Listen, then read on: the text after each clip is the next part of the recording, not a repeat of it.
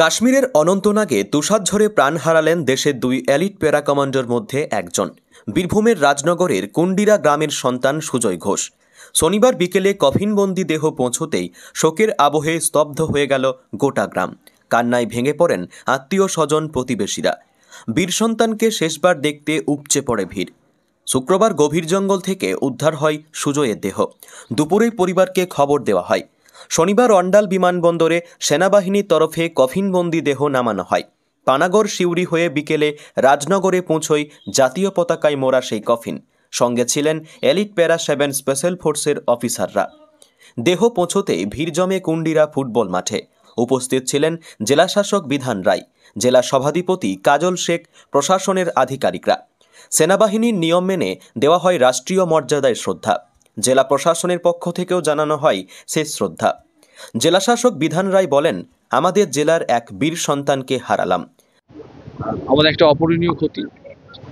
আমাদের যে প্যারা স্পেশাল ফোর্সের 5th যে প্যারা স্পেশাল ফোর্স, তা প্যারাট্রুপার সুজয় ঘোষ, তার এই যে অকাল প্রয়াণ, সেটা আমরা সবাই পেয়েছি। আমরা প্রশাসনের তরফে পরিবারের পাশে আছি, তাদের সব রকম সাহায্য করা হবে।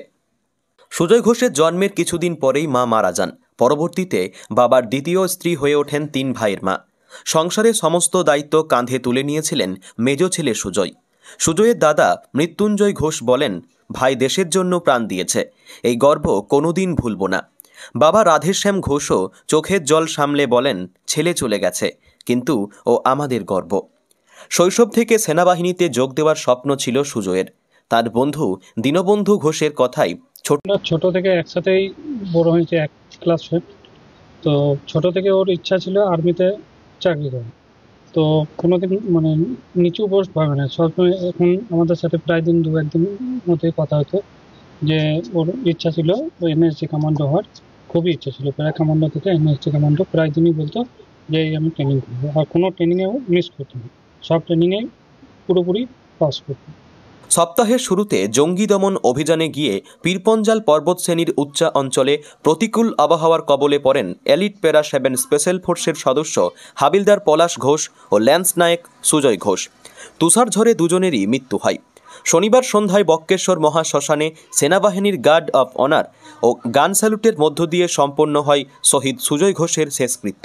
জাতীয় পতাকায় মোড়া কফিনের সামনে দাঁড়িয়ে এক সুরে উচ্চারিত হয়, বীর সুজয় ঘোষ অমর থাকুন। বীরভূম থেকে সুদীপ্ত গড়াই, লোকাল 18 বাংলা।